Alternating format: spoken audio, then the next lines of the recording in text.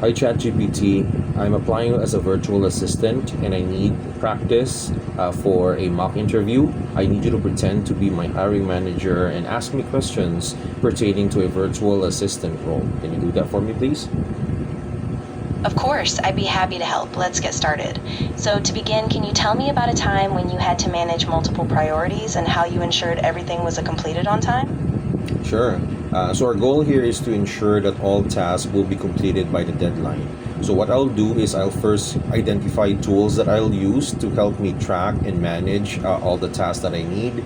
I will also need to identify all the tasks that must be completed on that same day in order for me to enter it on the tracking system. Like for example, Excel, I would indicate what category they are, which is urgency, importance, and low priority.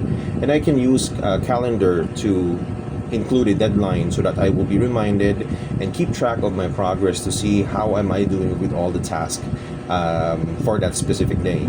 So far with this strategy, I was able to complete most of my tasks that I'm being asked to complete in a day-to-day basis. So I'm sticking with this strategy for now until a new tool will be available. I can learn from it and I can use it for a new strategy.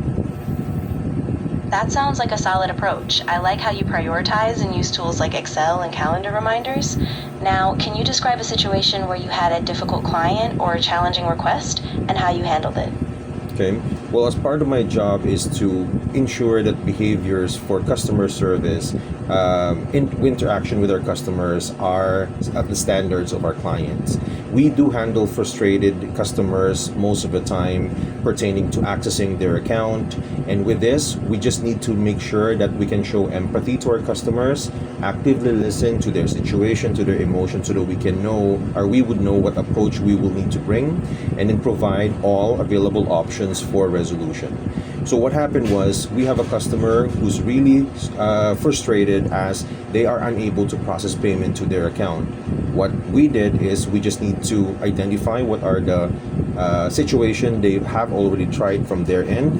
We express empathy statement to get the customer feel that they are also talking to somebody human and that knows their current situation. And then we will offer alternate options, which in this case we have self-service option that we can lead and walk them through in order for them to still get their resolution instead of blocking or stopping them from doing it from our end. So we want to make sure that we can apply the best behaviors we can. So far in this type of strategy, we were able to increase drastically our customer satisfaction by 10 to 20% on that single day after applying empathy, active listening, and providing all resolution. So we're sticking to that one. That's fantastic. It sounds like you really have a great grasp of customer care and staying adaptable. I think that approach will definitely stand out. Now, one last question. How do you stay organized and ensure confidentiality when handling sensitive client information? Okay. Well, we need to make sure that we can have all available securities available, especially when dealing with sensitive information from our clients. Our goal here is to ensure that no one gets a hold of the information. So first is device security. So we need to make sure that before leaving the station, we need to make sure that we can lock our PC so that nobody can gain access to it. If we have a VPN available for our network whenever we transfer and send over devices, that will also be best. That can help us secure customers' information.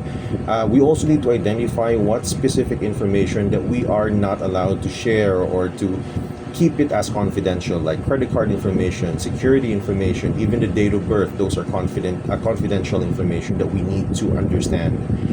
In my job, we normally send these types of reminders weekly, and we also have what we call refresher spot check or knowledge check that we apply to all of our agents for them to identify what type of information should not be sent over and what actions that they need to do, like locking their PC before they leave their station so that we can keep it confidential.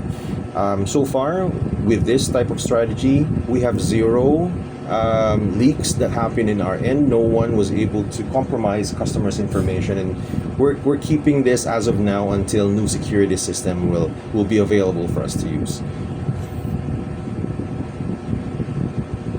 That's really impressive, and it sounds like you have a really robust system in place. Keeping up the security reminders and the spot checks is such a good practice. Well, this has all been great. I think you've got a strong foundation. Do you feel ready, or is there another aspect you'd like to practice on? Based on my answers, can you rate how much percentage I will be able to get in landing this job? Yeah, absolutely. I'd say you're looking really strong. Your answers were structured and you gave solid examples, especially with customer care and your approach to security. If I had to give a percentage, I'd say maybe around 85 to 90%. You're definitely in a competitive range, and with just a bit more polish, you'll be set. That's great. What else can I do to make my chances more higher than 85 to 90%? Any tips? Yeah, good question. I think one thing that could help is adding a bit more personalization to your answers, maybe tying your responses to the company's mission or specific tools they use. Also, if you have any quantifiable results, like percentages of efficiency improvements or time saved, those can be really powerful. And just keep your answers a bit concise, but keep that confidence. I think you're going to do great.